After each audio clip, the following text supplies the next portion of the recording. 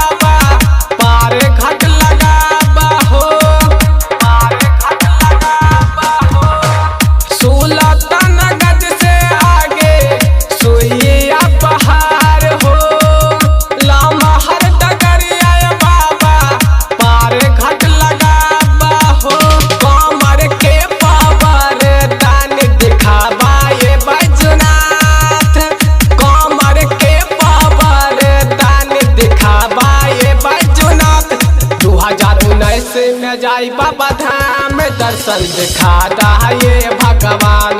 2019 में जाई बाबा धाम दर्शन दिखा दा ये भगवान।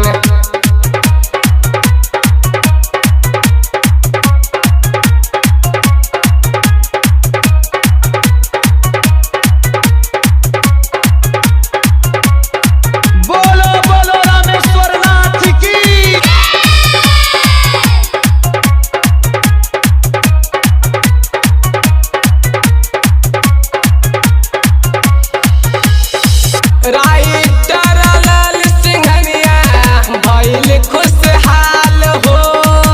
होशियार हंगामा बाबा जाई तोहरे द्वार हो। जाई तोहरे द्वार हो। बबल बिहारी बाबा भइल खुशहाल हो। होशियार हंगामा बाबा जाई तोहरे द्वार हो। मनोज रंजित के दिल में बसैलो ये भोलेनाथ।